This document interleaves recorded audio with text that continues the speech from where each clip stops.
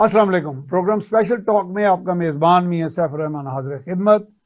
नाज़रीन, जैसा कि आप जानते हैं ये दुनिया बाहमी इन्हिसार पर चल रही है। ग्लोबल इंटरडिपेंडेंस की ये दुनिया है जिसको लोग हम उर्फ़ आम में एक ग्लोबल विलेज, कंसोलिडेटेड विलेज भी कह देते हैं। यानी बाहमी इन्हिसार की जब हम बात करते हैं तो इसमें बड़ी बड़ी सुपर पावर्स भी जो हैं वो बाद का छोटे छोटे मुल्कों के साथ भी वो राब्तों में होते हैं, उन पर डिपेंड कर रहे होते हैं, उन पर इन्हिसार कर रहे होते हैं। और ये जो दुनिया है वो आजकल एक ग्लोबल गुडविल पर आगे चल रही है। तो हम आज इस मौजू पे, ये बहुत बड़ा मौजू है, इतना यानी ये एक 40-50 मिनट में अहाता तो नहीं हो सकता, लेकिन हम कोशिश करेंगे क्योंकि आज हमारे पास एक ऐसे फॉरेन अफेयर्स एक्सपर्ट मौजूद हैं जो अभी हाल ही में चीन के बड़े जो फॉरेन अफेयर्स के जो बड़े लीडर्स हैं उनसे भी मुलाकात करके हैं। और मेरे साथ ये चीन का इन्होंने दौरा भी किया, जो चीन की हुकूमत और कौंसल जनरल जो लाहौर में हैं उनके तैनात चाओ शेरिन साहब उनकी इनविटेशन पे गए थे। ये हमारे हेड ऑफ डेलीगेशन भी रहे हैं और इनका माशाल्लाह बहुत फॉरेन अफेयर्स पर गहरी नज़र है।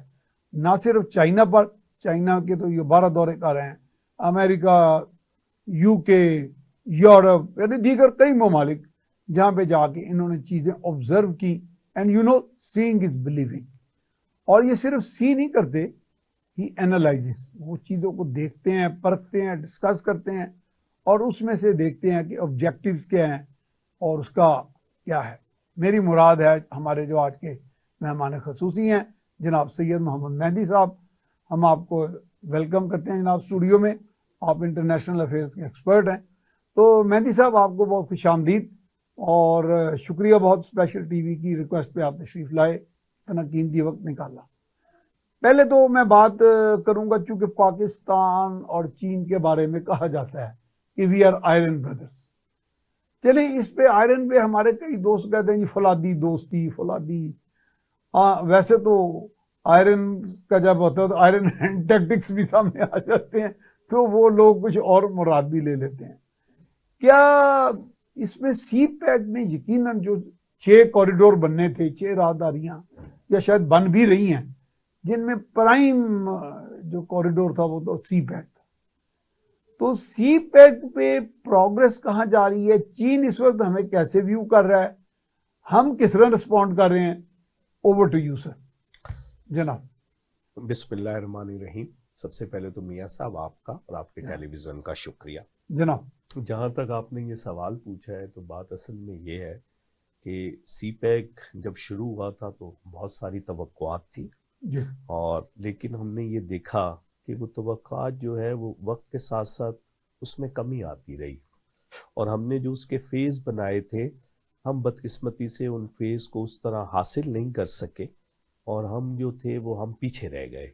और चीन के अंदर अभी आप भी तशरीफ साथ लेकर गए हुए थे और दोस्त भी थे, तो आपने महसूस किया होगा कि वहाँ पर ये ख्याल है कि हम जिस स्पीड के साथ चले थे उस स्पीड को हम बरकरार नहीं रख सके और उस स्पीड में जो है वो कमी आ गई और कमी आने की वजह से लाजमी बात है कि जो काम अब तक हो जाने चाहिए थे वो नहीं हो सके। मिसाल अच्छा, आप कमी कह रहे हैं कि सर्द में ही कह रहे हैं? आप देखिए खुल के बात असल में देखिए बात ये मैं बात असल में इसलिए है कि इमरान खान साहब जब तशरीफ लाए तो इमरान खान साहब ने आने के बाद ना अपने दोस्तों के साथ जब मिलकर इसके हवाले से बात शुरू की तो उन्होंने इस प्रोजेक्ट को काफी ज्यादा तनकीद का निशाना बनाया। बावजूद नवाज शरीफ एक पॉलिटिकल मामला था और दूसरी तरफ मेरा ख्याल है कि उनको इतनी समझ भी नहीं थी। ये दोनों चीजें साथ चली और उसने चीजों को खराब किया। फिर ये हुआ कि रज़ाक दाऊद साहब ने, ये आपने बड़ी अहम बात की है कि समझ नहीं, रज़ाक दाऊद साहब ने फाइनेंशियल टाइम लंदन में इसके खिलाफ एक कॉलम लिखा और उसमें उन्होंने वो, क्योंकि वजीर कॉमर्स थे, मुशीर कॉमर्स थे, तो बहुत अहम आदमी थे, उन्होंने यहाँ तक लिखा कि अगर इसे बंद भी नहीं किया जा सकता तो कम से कम 1 साल के लिए फ्रीज कर दिया जाए। अच्छा, उसके बाद चाइना जो था वो ठिठका और चाइना के लिए परेशानी की बात है। इमरान खान की मोहब्बत में लिख दिया? नहीं, इमरान खान के कहने पे लिखा, उन्होंने इमरान खान साहब के कहने पे लिखा और उसको रिप्रोड्यूस करवाया पाकिस्तान में डॉन के अंदर। नहीं होना चाहिए। मेरा ख्याल है ये उनका नजरिया इसलिए था कि उनकी जो कंपनी थी डेस्कॉन, वो बहुत सारे चीजों के अंदर अपने हासिल नहीं कर पा रही थी वो टारगेट्स जो उनको चाहिए थे। और चाइना के आने की वजह से वो टारगेट्स। हाँ हाँ। और चाइना में अभी चाइना के ऑफिशियल आदमी ने मुझसे ये कहा कि रजाक दाऊद साहब जो थे वो अमेरिकन बॉय थे, ये लफ्ज उन्होंने इस्तेमाल किए। उनकी मिनिस्ट्री ऑफ फॉरेन अफेयर्स में बैठा हुआ था जब ये लफ्ज इस्तेमाल हुए। तो मकसद कहने का ये है कि एक तसव्वुर ये भी है कि जो वेस्ट था, वेस्ट ने असल में चाइना के इस प्रोजेक्ट को रोका। और जैसे आप फरमा चुके हैं कि BRI जो थी वो मुख्तलिफ उसके जाविये थे, जिसमें से एक जाविया CPEC था, और CPEC जो था उनका प्राइम्स था। अब CPEC की कमजोरी की वजह से उनके तमाम प्रोजेक्ट जो हैं वो कमजोरी का शिकार हो गए, और CPEC की जैसे तैयारी होनी चाहिए थी वैसे नहीं हो सकी। अब आप देखें ना, पहले फेज के अंदर जो सबसे बड़ा प्रोजेक्ट था वो ML1 था। जी आज जो रेलवे का पेशावर से कराची डबल ट्रैक था, और इसके अंदर स्पेशल ट्रेन चलनी थी जिसकी स्पीड 160 किलोमीटर पर आवर होनी थी। लेकिन इसका आज वाले दिन तक संगे बुनियाद भी नहीं रखा जा सका, जबकि इसके पैसे $6 अरब जो थे वो शाहिद खाकान अब्बासी साहब के दौर में ही अप्रूव कर दिए गए थे, फाइनेंशियल क्लोजर तक हो गया था, लेकिन उसके बाद इसको रोक दिया गया। और ये तो प्रोजेक्ट कॉस्ट चली गई 9 बिलियन पे। ये पाकिस्तान कह रहा है 9 बिलियन पे, चाइना कह रहा है 11 बिलियन पे चली गई है। अच्छा। अभी जो वजीर आजम शहबाज शरीफ साहब ने आखिरी विजिट किया था, तो वहां वजीर रेलवे ने तजवीज पेश की कि हम इस काबिल नहीं है कि इतना बड़ा लोन ले सके और इसे बना, आप इसको बनाएं और आप इसे चलाएं। अब चाइना इस वक्त इस बारे में सोच रहा है कि वो ऐसा कर सकता है या नहीं कर सकता। दूसरी चीज थी जो हमारे यहाँ कमर्शियल जोन्स बने थे चाइना के लिए, तो चाइना में क्योंकि कॉस्ट मैनेजमेंट का इशू बन गया था तो सनतों ने पाकिस्तान आना था, लेकिन क्योंकि हम Imran Khan special economic zone अच्छा, पाकिस्तान उसके लिए भी तैयार ना हो सका, और बदकिस्मती से वो चीजें जो है वो चली गई। अभी मुझे चीन में ये बताया गया कि देखिए उस वक्त जब हम ये चीज पाकिस्तान ला रहे थे तो उस वक्त दुनिया के हालात और आज में बड़ा फर्क था। आज सूरत हाल ये है कि वियतनाम ने हमें ये कहा हुआ है कि जो इंडस्ट्री आप लगाओगे 3 साल तक हम आपसे कोई टैक्स नहीं लेंगे। अच्छा। और 9 साल तक टैक्स आधा होगा। तो अब उन्होंने कहा कि अब हमारे इंडस्ट्रियलिस्ट को ये कहना कि वो पाकिस्तान जाए ये एक मुश्किल सूरत हाल, यानी अब वो वियतनाम कंबोडिया और बांग्लादेश की तरफ चले गए, वो चले गए। अब ये वो सारी चीजें हैं जो हम मिस कर बैठे हैं, और इसको दोबारा हासिल करना इतना आसान काम नहीं है। और चाइना की भी अब वो वाली सूरत हाल नहीं है जो, देखिए मैं एक मिसाल देता हूं आपको। पिछले साल चाइना से यूरोप तक, एम्स्टर्डम तक जो ट्रेन चली है जिसे हम उर्फे आम में मालगाड़ी कहते हैं, 15,000 मालगाड़ियां सामान लेकर गई हैं जो सेंट्रल एशिया से गुजरती। आया कि कॉस्ट का इशू आज भी मौजूद है। अगर यही सामान पाकिस्तान से जाता तो इसकी कॉस्ट कुछ और मेरा CPEC के ओरिजिनल प्लान में ये था कि पता नहीं इतने 1/3 के आधी। देखिए वो ये कहते हैं कि जो भी दुनिया के अंदर पोर्ट होगी, सी पोर्ट होगी, अगर वो रेल से कनेक्टेड नहीं है तो वो कुछ भी नहीं है, तो वो अभी तक हम गवादर में ये तमाम चीजें जो है वो हासिल नहीं कर सके। तो ये वो सूरत हाल है जो CPEC के हवाले से है। अब मौजूदा हुकूमत ने और फिर आसिम मुनीर साहब ने दौरा किया, फिर उनके वजीर खारजा यहां आए, तो चीजों को दोबारा से ट्रैक पे लाने की कोशिश की जा रही है। लेकिन मेरा ख्याल है कि जब तक के पाकिस्तान के अंदर कोई स्टेबल हुकूमत नहीं आती, और मैंने ये वहां बहुत अच्छी तरह महसूस किया कि वो इमरान खान साहब से तो जितने नाराज हैं ही, लेकिन वो फिर इस सूरत हाल से बड़े परेशान है कि पाकिस्तान में फिर किंग्स पार्टियां और ये बनाने की कोशिश। इसका मतलब वो ये ले रहे हैं कि फिर एक कमजोर हुकूमत आएगी, और कमजोर हुकूमत अगर आएगी तो फिर लामहला उसका वो रिजल्ट नहीं आ सकेगा जो रिजल्ट वो चाहते हैं कि पाकिस्तान के अंदर नजर आए। तो इस चीज को भी वो तनकीद की नजर से देख रहे हैं। और जो एस्टैब्लिशमेंट की इस वक्त एक बातचीत चल रही है कि एस्टैब्लिशमेंट 2-3 लोगों के पीछे हैं और पार्टियां बना रही हैं, ये चीजें वहां पे पिज़राई नहीं इसको हासिल है। और वो ये समझते हैं कि अगर ऐसे ही पाकिस्तान चलता रहा तो उनके लिए बहुत मुश्किल हो जाएगी कि वो पाकिस्तान को मजीद एंगेज कर सके। क्योंकि देखें मेहदी साहब, जो पार्टनर होता है आपका इकोनॉमिक पार्टनर, भले आप कोई एक तकड़ा है, कमजोर है, एक डोनर है, एक मतलब बोरोअर है, या जो कुछ भी है, इस कोलैबोरेशन में पार्टनर अगर कमजोर होगा या अनस्टेबल होगा तो यकीनन दूसरा पार्टनर उसके बारे में तशवीश में मुब्तला तो होगा।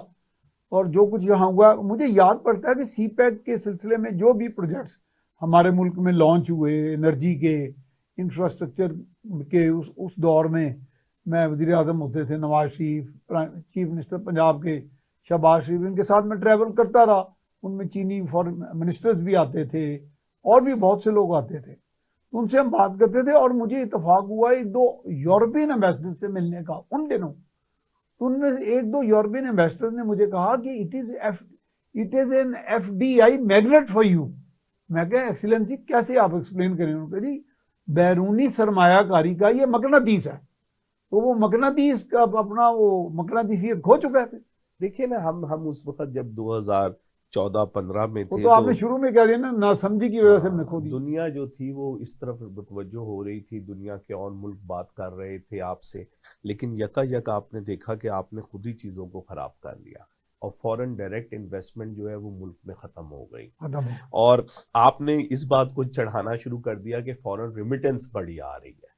अच्छा, फॉरेन रेमिटेंस के हालात की वजह से कभी बढ़ जाती है, कभी कम हो जाती है। फॉरेन रेमिटेंस जो है वो ज्यादातर पाकिस्तान में खलीजी ममालिक से आती है, वो अपनी फैमिलीज को यहाँ सपोर्ट करने के लिए पैसे भेजते हैं।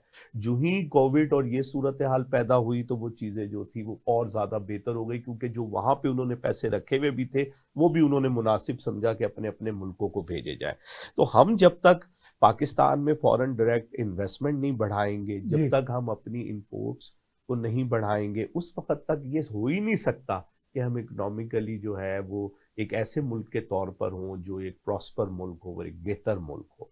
तो चाइना जो था वो एक अच्छा हमारे साथ चल रहा था। $26 बिलियन उसने पाकिस्तान में या तो इन्वेस्ट किए थे या पाकिस्तान में उसने कर्ज के तौर पे दिए थे, और उसकी कर्ज की जो रेशो थी वो 2% से ज्यादा नहीं थी, इसलिए वो कर्ज भी कोई परेशानी वाला कर्ज नहीं था, फिर रोल ओवर वाला था, 25 साल तक उसको आगे लेके जाया जा सकता था। तो बहुत सारी उसके अंदर चीजें थी जो थी। और हमने ये देखा कि नवाज शरीफ के दौर तक कभी ऐसा नहीं हुआ कि जो आप स्टेट बैंक में पैसे डिपॉजिट करवाते थे उस पर इंटरेस्ट ले, लेकिन इमरान खान साहब के दौर में इस तरह का भी हमने कर्जा लेना शुरू कर दिया सऊदी अरेबिया से, UAE से, कतर से, उनको इंटरेस्ट भी हम उसको इंटरेस्ट भी देते। बस नवाज शरीफ के दौर में $1.5 बिलियन आपको सऊदी अरब ने तोहफतन दिया था, और जो डेफर पेमेंट का पेट्रोल था वो उसके अलावा था। लेकिन अब ये सूरत हाल हो गई कि आपको जो है वो पैसे जो पार्क किए जा रहे हैं, इसके लिए लफ्ज इस्तेमाल होता है स्टेट बैंक में, तो पार्क के भी आपको पैसे देने पड़ रहे हैं। तो जो रोल ओवर भी हो रहा है वो रोल ओवर के भी आपको इंटरेस्ट चाइना को भी देना पड़ रहा है, उसकी कॉस्ट पे करनी पड़ रही।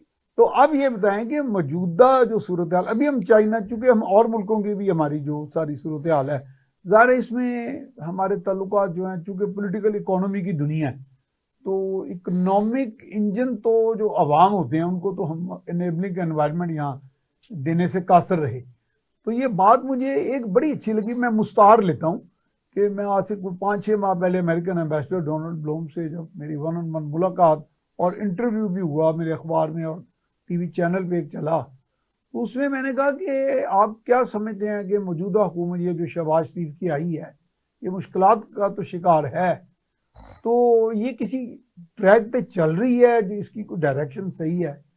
तो उन्होंने ये कहा कि मुझे ये महसूस हो रहा है कि ये they are trying to find ways and means to put the economy back on the track of recovery. तो यानी कि ये रास्ते तलाश करने की कोशिश कर रहे हैं। आप ये बताएं कि रास्ते तलाश करने में IMF भी सामने आ जाता है, दीगर ममालिक की तरफ भी इस वक्त आप हमारे शहबाज शरीफ इसमें मुतहरक हैं बड़े, और उनकी एक बैनुल-अक़वामी गुडविल भी है, साख भी है, लेकिन ये क्या ये मॉडल कब तक चलेगा या आगे क्या सूरत हाल आप देख रहे हैं? आप पॉलिटिक्स पे भी देखिए, असल में आप कॉलम भी माशाल्लाह जंग में बड़ा अच्छा आपका शाया होता है। आपने देखा कि पाकिस्तान ने पिछले चंद सालों के अंदर ना कुछ बातें ऐसी की और उसको आगे बढ़ाने का वादे वईद किए।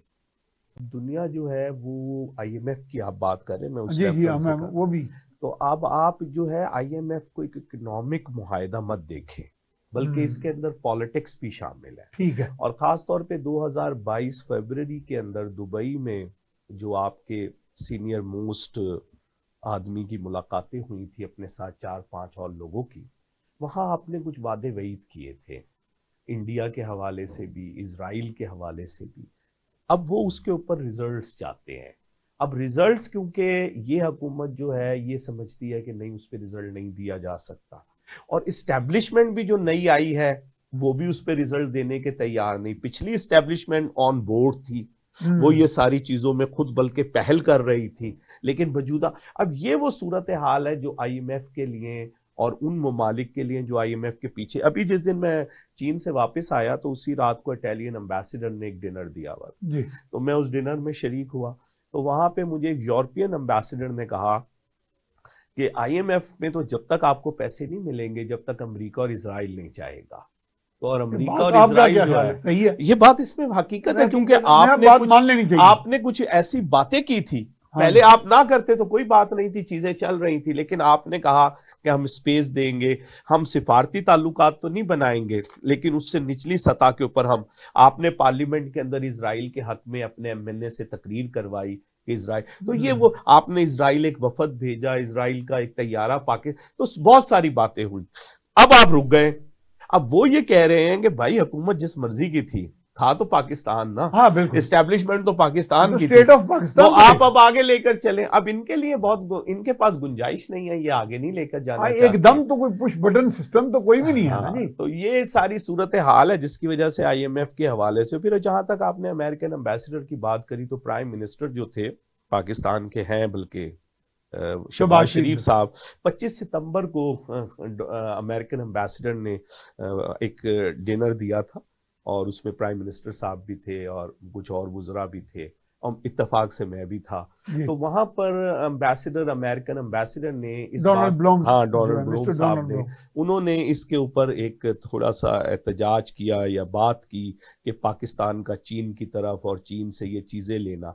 तो फिर बदी प्राइम मिनिस्टर ने जवाब दिया कि हमारे पास कोई ऑप्शन नहीं थी, हमें कोई और पैसे नहीं दे रहा था, तो हमें जो था वो वहीं जाना था। ये बातें मेरे साथ प्राइम मिनिस्टर ने भी और इसाक डार साहब ने भी की हुई हैं। तो ये क्या था कि सैफ साहब, आपको अगर हम इस अपनी जगह पे बिठा दें और पैसा कहीं से ना आ रहा हो, तो अगर पैसा महंगी कीमत पे भी मिले तो आप लेंगे या छोड़ देंगे? देखिए ना, अब इस वक्त आईएमएफ पैसे नहीं दे रहा, आप बजट बनाने जा रहे हैं। तो बजट के लिए आप नई नई चीजें लेकर आ रहे हैं, कोई ना कोई ऐसी चीजें तो लाएंगे ना कि पैसे आपके पीछे आए। आपने मुल्क चलाना है ना, तो मुल्क में आपने 25 अरब डॉलर जो है अगले साल आपने दुनिया के पे भी करने हैं। अगर रोल ओवर भी हो जाए तो 10 अरब डॉलर तक तो रोल ओवर हो जाएगा, फिर भी 15 अरब डॉलर आपने दुनिया को देने हैं। तो वो 15 अरब डॉलर का आपने कहां से एहतमाम करना है अगर आईएमएफ आपके साथ नहीं है? तो आप लाजमी बात है कुछ नई प्रपोजल्स लेकर आएंगे इस बजट के अंदर, और उसमें आप ओवरसीज को भी एंगेज करेंगे, बाहर की दुनिया की इन्वेस्टमेंट को भी एंगेज करेंगे, अदरवाइज तो काम चलेगा नहीं ना। तो ओवरसीज में, अच्छा मुझे आपने एक बात बड़ी अच्छी याद करा दी। मोहतरमा बेनजीर भुट्टो का दौर था, तो लॉस एंजलिस में गालिबन किसी कौंसल जनरल की तैनाती की प्रपोजल गई फॉरेन ऑफिस की तरफ से। तो मोहतरमा ने कहा, why only consul general, why not an economic counsellor और एन इकोनॉमिक मिनिस्टर, कि वो डिप्लोमेटिक काउंसलर अफेयर्स भी देखें और ट्रेड को भी बढ़ाए, ट्रेड एक्सपेंशन पे। तो मेरा ख्याल है कि हमारे यहाँ यह है कि एक स्टेप हम आगे लेते हैं, 10 स्टेप हम पीछे ले जाते हैं। और वो जो आपने बात पहली कह दी कि ये तो जनाब सी पैक तो शहबाज शरीफ का प्रोजेक्ट था, नवाज शरीफ का था, मैं क्यों चलाऊं? तो ये मेरा ख्याल है आपने चीन में या दीगर ममालिक में ये वाले उनको तो इस बात जहर आलूद बातें नहीं देखी उन्होंने, तो देखे तो उनको इन बातों से कोई लेना देना नहीं है। उनकी तो एक स्टेट पॉलिसी थी, वो स्टेट पॉलिसी के तहत आपके साथ आए थे। प्रेसिडेंट शी ने खुद पाकिस्तान का विजिट किया था, तो उसके बाद ये सारी चीजें जो थी ये पाइपलाइन के अंदर आई थी। तो उनका तो ये नहीं, देखे ना अब 10 साल मुकम्मल हो गए, पाकिस्तान की ख्वाहिश है कि प्रेसिडेंट शी दोबारा पाकिस्तान का दौरा करे। वो ये कह रहे हैं कि हम दौरा करने के लिए, मतलब जमीन पर क्या है ऐसा जिसके लिए हम दौरा करने के लिए यहाँ पर आए? वो दौरे से इनकारी नहीं है, लेकिन वो कह रहे हैं कि जमीन पर, मसलन उनका पिछले साल मुतवक्को था कि वो दौरा करेंगे ML1 का संगे बुनियाद, लेकिन ऐसा कुछ भी नहीं है। तो वो किस बात का दौरा करने के लिए आए? तो ये वो चीजें आया कि पाकिस्तान जो है वो एंगेज कर रहा है अफगानिस्तान को उनके लिए। अभी काबुल के जो वजीर खारजा, अच्छा मेहदी साहब माशाल्लाह बहुत जबरदस्त गुफ्तगू चल रही है और मैं सीख भी रहा हूँ आपसे, और उम्मीद है हमारे नाजरीन भी इसमें इससे इस्तेफादा कर रहे होंगे। अब हमें ब्रेक के लिए कहा जा रहा है, उसके बाद हम दोबारा हाजिर खिदमत होंगे। नाजरीन अब हम जाते हैं एक शॉर्ट ब्रेक पर और दोबारा हाजिर खिदमत होंगे।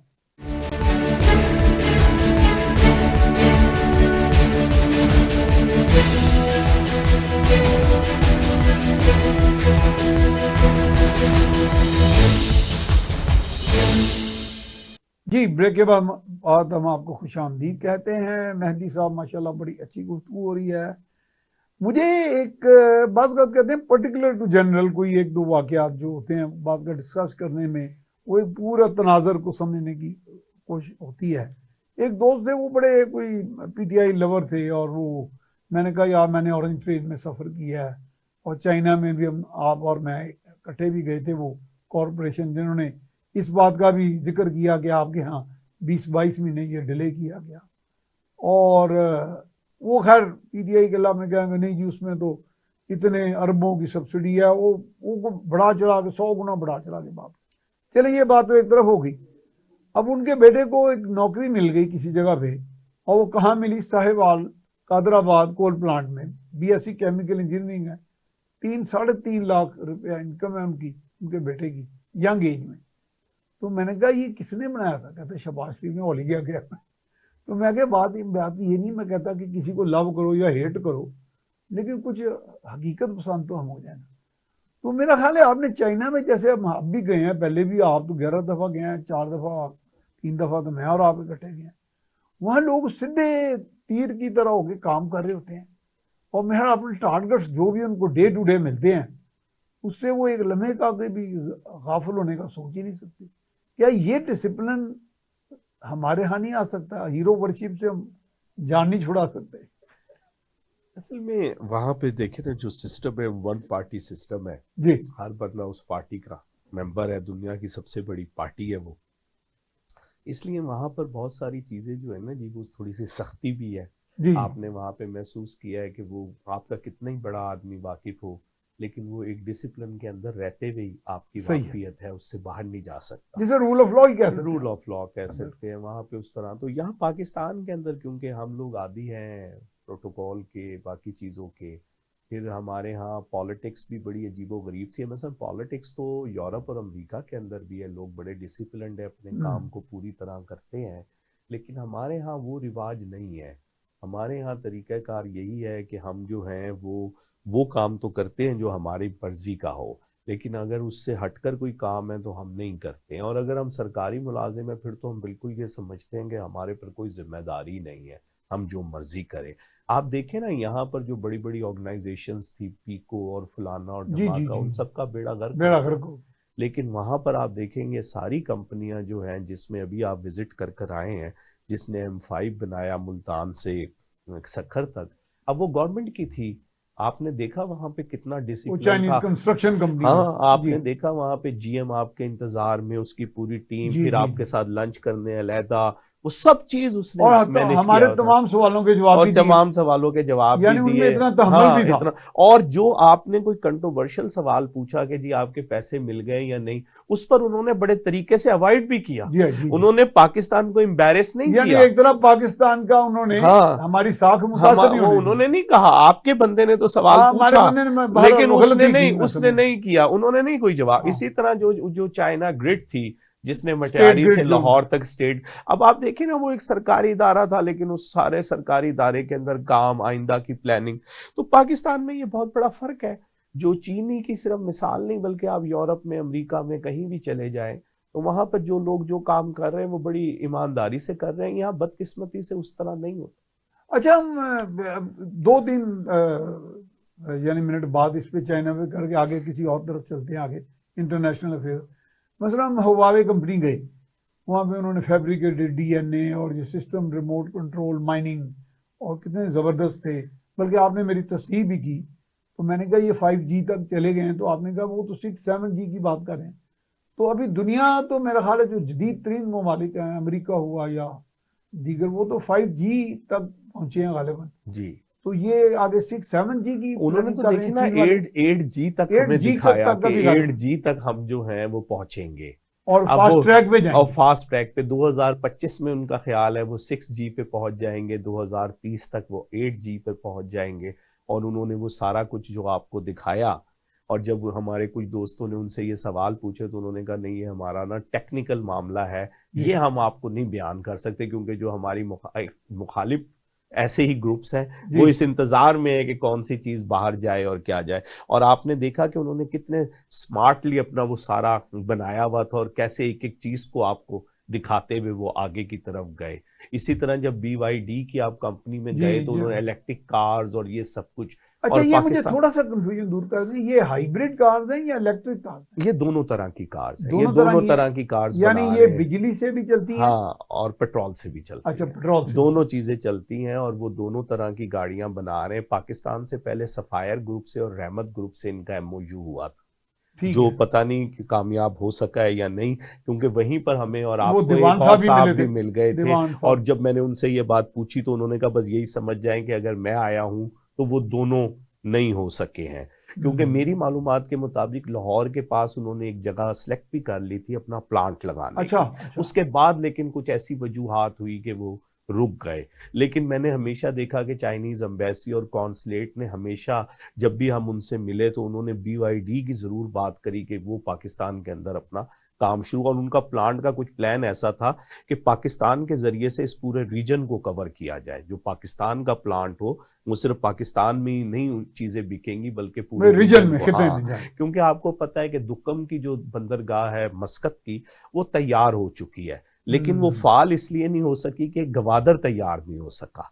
तो गवादर से जो थी वो एक उन्होंने बनाना था, कैप्सूल बनाना था, जो समंदर के अंदर से एक राहदारी बनानी थी जो दुक्कम तक जानी थी। अच्छा। और उसके अंदर ट्रेन भी चलनी थी और गाड़ी मतलब रोड भी चलनी थी। लेकिन बदकिस्मती से क्योंकि यही पूरा नहीं हो सका जो आपका गवादर है, तो दुक्कम जो है वो खाली पड़ा हुआ है। दुक्कम में बहुत बड़ी जगह खरीदी हुई है चीनियों ने, और बस्कत वाले इस बार नाराज भी हो रहे हैं क्योंकि चीन उसको सिर्फ वेयर हाउस के तौर पे इस्तेमाल कर रहा है, वहां पे फैक्ट्रियां नहीं लगा रहा। क्योंकि पहले ये इरादा था कि ऐसा किया जाएगा, लेकिन क्योंकि गवादर की वजह से, क्योंकि दुक्कम का मतलब ये हुआ कि अफ्रीका तक चीजें जाएंगी नॉन स्टॉप, तो लेकिन क्योंकि गवादर नहीं फाल हो सकी तो इसलिए अच्छा, जो मेहदी साहब, मुझे अभी चाइनीज कौंसिल जनरल ये जो लाहौर में चाओ शेरिन जो हैं, ये बता रहे थे कि ग्वादर इंटरनेशनल एयरपोर्ट सितंबर में मुकम्मल ऑपरेशनल हो जाएगा विद ऑल दी फैसिलिटीज वगैरह और इंटरनेशनल लैंडिंग एंड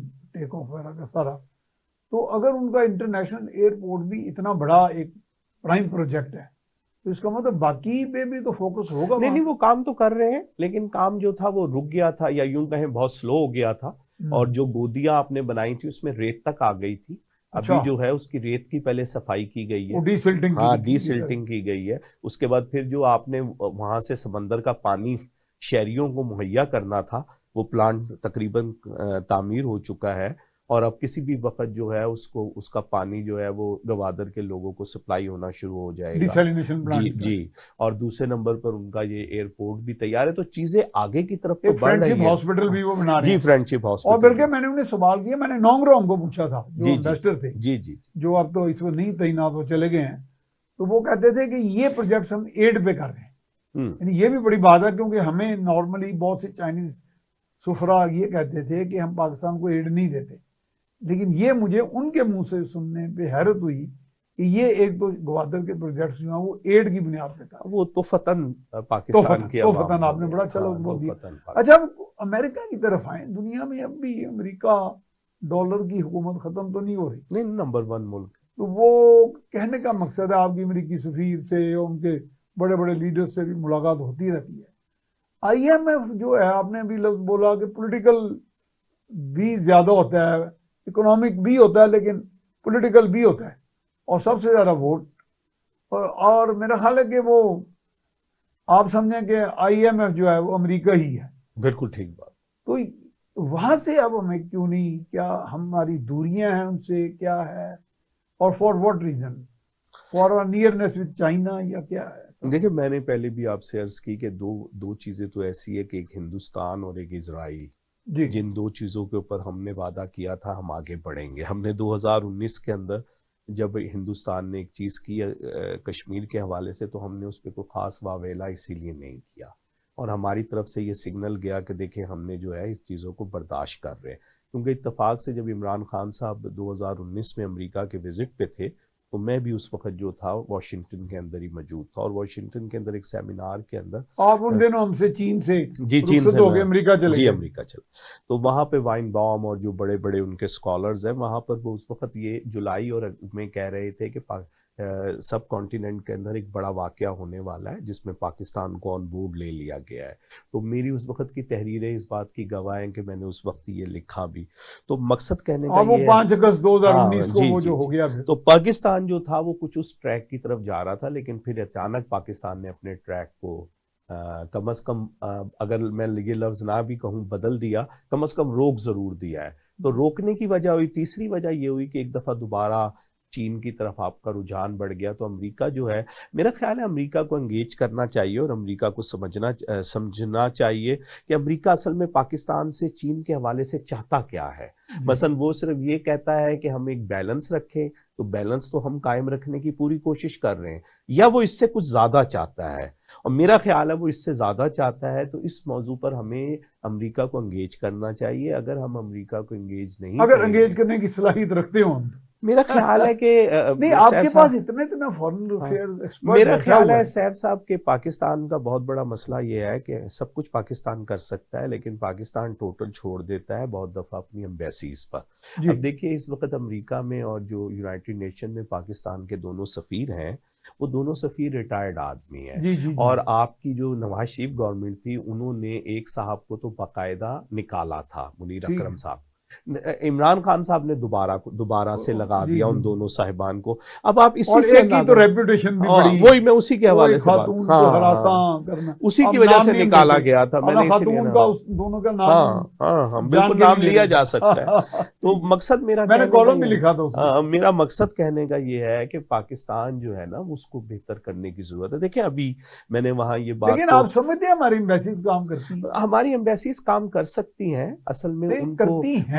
वो करती इसलिए नहीं है कि ना उनको कोई कहता है, ना उनको किसी को जवाब देना होता है, ना उनको कोई टारगेट्स दिए जाते हैं। वैसे बिलावल भुट्टो साहब का ये तो मेरे ख्याल मैं ही और आप जाके थोड़ा बहुत जब भी जाते हैं तो बोल लेते हैं, नहीं तो अदरवाइज तो वो काम अंगेज। देखिए बिलावल भुट्टो साहब जो हैं वो यहाँ पर उनको बहुत ज्यादा वो हो रहा है कि वो, लेकिन अभी मैंने चीन में चीनियों के स्कॉलर्स के मुंह से ये सुना कि बिलावल भुट्टो साहब के अंदर कोई भी डिप्लोमेटिक चीज उनको नजर नहीं आती।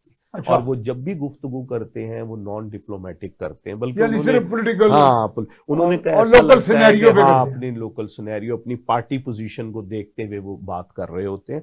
और उन्होंने, एक साहब ने तो यहाँ तक कहा, जो वहां पर सबसे बड़े एक्सपर्ट समझे जाते हैं इस वक्त, एक थिंक टैंक के हेड हैं वो, उन्होंने यहाँ तक कहा, बोल सकते हैं? मैं प्रोफेसर जो की बात कर रहा हूँ, अगर बहुत ओपन बात करना चाहते हैं तो मैं उनका नाम भी लेता हूँ। उन्होंने कहा कि एक बंदे को आपने लाए, वो इंग्लैंड से पढ़कर आया, आपने उसे वजीर खारजा लगा दिया, उसकी कोई वो नहीं है, और उसने अभी तक कुछ नहीं किया जो आपके मुल्क के लिए कोई फायदा। तो मकसद मेरा ये है, मैं कोई तनकीद नहीं कर रहा बिलावल साहब पर, लेकिन बिलावल साहब को अपने इस रवैये को देखना पड़ेगा, सोचना पड़ेगा, और उनको एंगेज करना पड़ेगा एम्बेसीज को, कि एम्बेसीज जो है वो वहां बैठकर क्या कर रही हैं और क्या नहीं कर रही।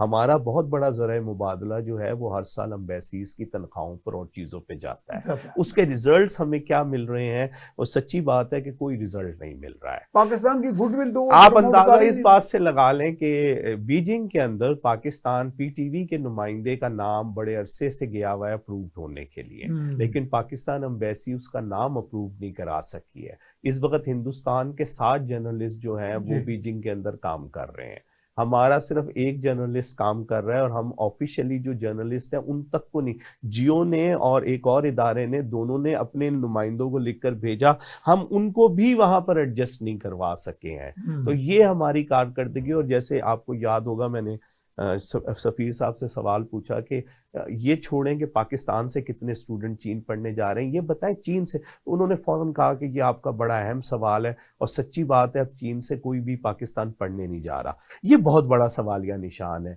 कि चीन की तरफ से हमारी तरफ दिलचस्पी क्या है, और फिर दूसरी तरफ जो लोग हमारे पढ़ने जा रहे हैं, खासतौर पर मेडिकल, वो ऐसे इदारों में पढ़ने जा रहे हैं जहाँ जिसकी वहाँ कोई हैसियत नहीं है, और वो बेचारे वहां से कुछ भी नहीं सीखते, और यहाँ वापस आकर डॉक्टर बन जाते हैं, और वहाँ हाउस जॉब की भी फैसिलिटीज उनको नहीं दी जाती है। तो ये वो तमाम मसाइल हैं जो हमें अमेरिका में, यूरोप में, हर जगह पर फेस करने पड़ रहे हैं। अच्छा, मैंने मेहदी साहब थोड़ा सा नतीजा का अखज़ किया दोनों एम्बेसडरों से इंटरव्यू के दौरान, और ख़ास तौर पे डोनाल्ड ब्लूम अमेरिकन एम्बेसडर, वो चीन के सफ़ीर तो कहने लगे जी, मैं कहा जी what is the mainstay of Pak China relations, उन्हें कहा जी मिलिट्री टू मिलिट्री रिलेशंस। कहीं ये तो नहीं खटक रहा उनकी जो सिविल देखिए पाकिस्तान दिन ब दिन जो है अमेरिका वो की हाँ आंख में पाकिस्तान जो दिन ब दिन जो है वो ज्यादा अपने आप को उसने चीन की तरफ माइल कर लिया और पाकिस्तान के जो डिफेंस में दिफाई जरूरियात हैं वो जी ज्यादातर अब चीन की तरफ से पूरी हो रही है, खासतौर पे J-10 तैयारे मिलने के मेरा बाद। इस और पे उनको काफी हाँ उनको इन तमाम बातों पर है। और फिर पाकिस्तान ने जैसे नेवी के अंदर डेवलपमेंट हाँ की है आपने इसी बल्कि उस दिन मेरे हाँ सामने सवाल किया उस दो जो हमारे वहाँ पे जी अटैची थे, मिलिट्री अताशी नेवल जी, अटैची। तो उनसे जब पूछा तो वो चीजें हमारी तरफ क्योंकि आ रही है तो और फिर हमने बारूद वगैरह के मामले में खुद कफालत हासिल कर ली है। इसके बाद की चीजों में हमारा फोकस ज्यादा चीन की तरफ चला गया है। तो लामहला जो है वो अमेरिका, क्योंकि अमेरिका हमें कुछ दे नहीं रहा था और हमें अपना बैलेंस कायम रखना है इंडिया के साथ। जी और जी महसूस ये हो रहा था कि इंडिया के साथ खासतौर पे एयरफोर्स में हमारा बैलेंस नहीं आया कि मुझे जो चीनी तर्जुमान है उन्होंने बड़े ओपनली कहा कि आप जैसे पायलट दुनिया में किसी के पास नहीं है, नहीं है तो आपके जहाज क्यों ना माठे ही हों लेकिन बंदे बड़े पायलट जबरदस्त है, बेहतरीन है। तो आपके लेकिन लिए वो गुलाम परेशानी सरवर खान साहब ने तो हाँ पायलट्स को बेड़ा गर्क 0 कर दिया। मार्क्स दे के तो उनको तो दुनिया इसलिए का ये आपने बहुत सही बात की है कि अमेरिका के अंदर ये बिल्कुल सवाल है कि पाकिस्तान की फौज अब ज्यादा रिलाई करने लगी है चाइनीज असले के ऊपर, जी तो ये अमेरिका के लिए ज्यादा क्योंकि उनकी तो है भी वॉर इकोनॉमी ना। हाँ वॉर, तो उनके लिए बड़ा मसला है कि ये ऐसा क्यों हो रहा है। और पाकिस्तान जैसा बड़ा मुल्क और खित्ते के अंदर एक बहुत ही अहम पोजीशन वाला मुल्क जो है वो अगर चाइना के ऊपर इतना डिपेंड करने लगेगा न्यूक्लियर पावर के साथ भी और बाकी जी मामलात के साथ भी, तो ये अमेरिका के लिए अच्छा ये बताएं कि जैसे डोनाल्ड ब्लूम ने मुझे ये भी कहा कि जी सी पैक या China Pakistan cooperation should be subjected to the same scrutiny to which other projects by other countries are subjected to. यानी कि मकसद कि जिस तरह उनका यानी मुराद यही थी कि इसमें शफाफियत नहीं आप समझते हैं कि सी पैक में कोई चीज कोई ऐसा खुफिया रखी गई है जिसपे अमेरिका खाइफ हो या परेशान हो? अमेरिका जो है ना, देखिए उसमें दो चीजें हैं। एक तो है जो माली बेज़ाब्ती की बात है, इमरान खान साहब के दौर के अंदर बेज़ाब्ती वो पूरी तरह उसको देखा गया। का तो समंदर था, तो वो सुनामी था तो वो देखा गया है अगर उसमें से चीजें हैं। शायद मेरे हाल में इसी तरफ इशारा कर रहे हो। दूसरी तरफ जो एक चीज है वो उनका ख्याल है कि शायद मिलिट्री बेस के तौर पर गवादर को किसी वक्त इस्तेमाल करेगा, और वहां के बहुत सारे अखबारात ने इस तरह की खबरें भी दी है। लेकिन पाकिस्तान का ऐसा कोई मुआहिदा नहीं है कि वहां पे कोई मिलिट्री बेस बनाई जाएगी या ये होगा। हाँ ये जरूर होगा कि एक चाइनीज की बड़ी तादाद जो है वो गवादर में मौजूद होगी जब गवादर फाल हो जाएगा, लेकिन इसका मतलब बिल्कुल हरगिज ये नहीं है कि उसे वो डिफेंस के तौर पे इस्तेमाल कर सके। अच्छा मेहदी साहब, SCO का क्या मुस्तकबिल है? शंघाई कोऑपरेशन ऑर्गेनाइजेशन, देखो आसियान जो है, पहले थोड़ा सा नाजरीन को वो बता देंगे। आसियान यानी खित्ते की जो राब्ताकारी है, रीजनल कनेक्टिविटी। तो रीजनल कनेक्टिविटी बड़ा कामयाब तजर्बा रहा। सार्क सुर को तो निकाल लेना, आसियान की शक्ल में, आसियान और यूरोपियन यूनियन। तो SCO क्या वो शेप ले लेगा किसी स्टेज पे? वो देखिए अभी जा रहा है अभी आपने देखा कि वहां पर जो है वहां पे जो सेक्रेटरीट है SCO का, उसको हिंदुस्तान ने वीजे तक नहीं दिए, और आला जो सिफारतकार थे वो वज़राए खारजा की कॉन्फ्रेंस में शिरकत ही नहीं कर सके। मसलन जिस सेक्रेटरीट ने उसे लेकर आगे चलना था वो वहाँ के लोग ही वहाँ पे मौजूद नहीं थे। इसलिए वहां पर मैंने ये देखा है कि दो तरह की राय है। हमें एक डिप्टी सेक्रेटरी जनरल जी हमें मिले थे जी, सुहेल साहब जो है वो मिले थे हमें, जो पहले पाकिस्तान के एम्बेसडर भी रह चुके हैं जी, वो बैंकॉक में पाकिस्तान के एम्बेसडर रह चुके हैं, आजकल उनको वो जिम्मेदारी दी हुई है। तो वहां पर मैंने वहां के जो थिंकर्स को देखा, उनका ये कहना है कुछ लोगों का कि हिंदुस्तान को इसमें से निकाले बगैर ये आगे नहीं बढ़ेगा। कुछ लोगों का ख्याल है कि नहीं निकाले, जी कुछ लोगों का ख्याल है कि कैसे? वो तो निकाल सकते हैं, सारे अगर मिलकर कहेंगे इस मुल्क को हमने निकालना है तो ऐसा हो सकता है। लेकिन एक दूसरी राय ये है कि हम जो हैं वो इसको निकाले मत, ये 1 साल के लिए सदर बना है, अगला साल इसका नहीं है बल्कि पाकिस्तान का है और फिर अगले मुल्कों का है। तो ये मामला ठीक हो जाएंगे तो ये 1 साल बर्दाश्त कर लिया जाए। इसीलिए मेरा जो पिछला कॉलम जुमेरात वाले दिन छपा है, मैंने ये लिखा भी है उसमें कि जो मुझे ये पता चला था कि चीनी सदर जो है वो SO के उसके इजलास में दिल्ली नहीं जाना चाहते, तो अब मैंने ये लिख दिया था कि वो नहीं जाना चाहते। और अब नई सूरत हाल ये है कि वो इजलास ही जो है अब वो जूम पर होगा, तो वो बीजिंग में ही बैठे बैठे और मास्को में बैठे बैठे और पाकिस्तान का वजीर आजम इस्लामाबाद में बैठे बैठे उस इजलास को ज्वाइन कर लेंगे, क्योंकि चीन जो था वो ये समझ रहा था कि हिंदुस्तान में वो इजलास में जाने का शायद उतना ज्यादा फायदा नहीं होगा, इसलिए उसने उसकी हैबत को हल्का कर दिया, उसको थोड़ा सा निचली सतह के ऊपर ले ठीक, आया। मेहदी साहब मैं तुला हुआ था आपको 2000 मजीद सवाल करने के लिए, अच्छा। क्योंकि मुझे पता है कि आप एक इंसाइक्लोपीडिया हैं, लेकिन चूंकि अब वक्त ख़त्म हो गया, प्रोग्राम इख्तिताम पजीर हुआ है, आपके आने का शुक्रिया। तो नाजरीन, आपने ये सारी बातचीत सुनी, इस पे हमने चाइना पाकिस्तान रिलेशंस पे भी फोकस किया, हाल ही में जो हमने दौरा किया, और उसके बाद मोहम्मद मेहदी साहब, मैं तो उन्हें एम्बेसडर एट लार्ज या कभी कभी अजराह तफन्नन मार्को पोलो भी कहता हूँ, दुनिया भर का सफ़र करते रहते हैं, चीज़ें ऑब्जर्व करते हैं, देखते हैं, उस पर लिखते हैं, एनालाइज करते हैं, और ये हमारी वक्त की ज़रूरत है मेरे, चूँकि हमारे यहाँ सतहियत बहुत है, डिप्लोमेसी में, सफारतकारी में, सहाफ़त में, तज्जियाकारी में, और शायद ये इतने पोटेंशियल वाला मुल्क जो अपने सही पोटेंशियल या अपने टारगेट्स तक नहीं पहुंच सकता, शायद ये वजह है।